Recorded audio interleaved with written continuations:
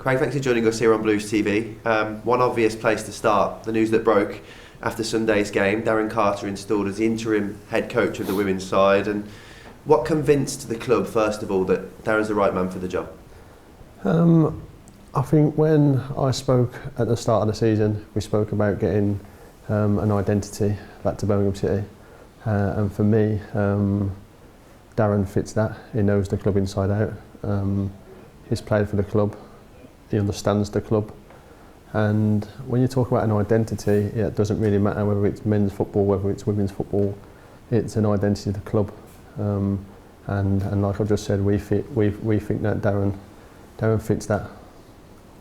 You know, the women's landscape is very different to the men's. He's obviously played men's football, gone and done his badges afterwards, but has spent the last 3 months with West Bromwich Albion. How beneficial will those weeks be working with West Brom? Yeah, I think they will be beneficial. Will he know the women's game inside out? Maybe not. But going back to that identity, he knows the Birmingham City identity. Marcis has came in alongside him, who does know the women's football inside out, which will help. Tony's also here, who's got a lot of experience in the women's game as well.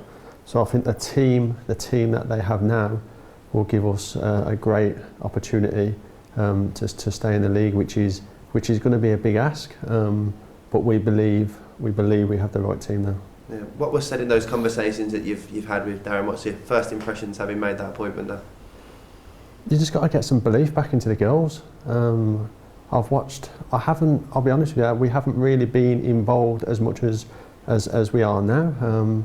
But when I say, like, whoever's wearing the Birmingham City badge is representing the club. I had a meeting with the girls. I said, we will do everything we can going forward to support you. And Darren's got to bring that belief back. He has to bring that belief back to the girls. The girls need to come in and enjoy football, enjoy training.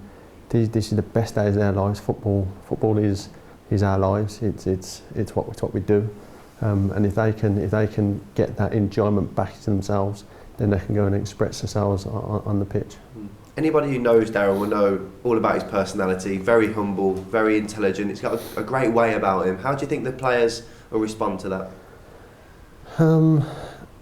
The way Darren talks about football is he knows the game. We drove up to Chelsea yesterday, me, Darren and Marcis, and we had a good 2 hours just talking football, and he knows the game.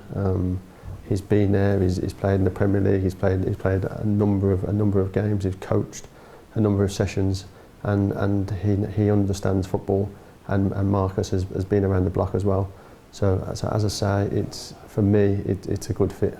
Yeah, at 37 years old is a young coach as well, but not necessarily a negative thing when you think that the players can still relate to him and him to them. Well, that's what it's about. It's about the players trusting him. It's about him trusting the players, and having that relationship, having that bond, creating that family. And that's what we are. Birmingham City is a family. That's what we want to get back.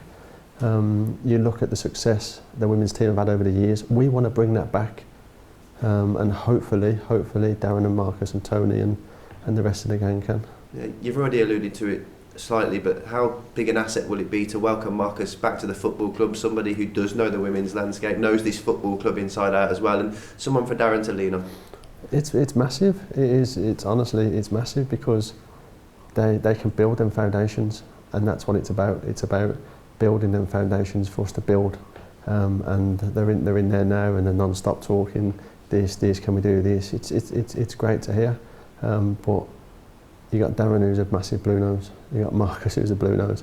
So you got Tony, who's a blue nose. So we're in safe hands.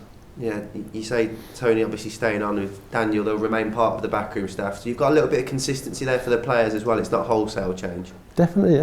And we don't want to change too much. We don't need to.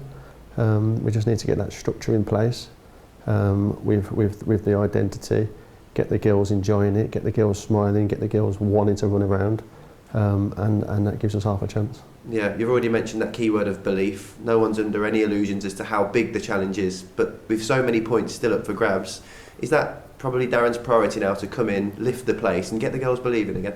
That's what it is. That's what it is. Look, we played a game against Chelsea. They're one of the best teams in Europe. But when you look at the girls, they're trying. They're running around. So if Darren and Marcis and Tony give them some structure, give them some things to work on and progress, then the belief comes. It comes. You know what it's like. If you're happy, you play better.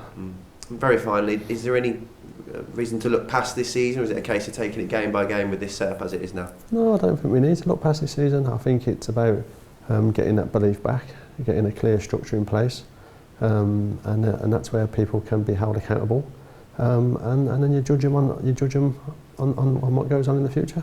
Craig, thanks for talking to us as always. Thank you very much. Cheers.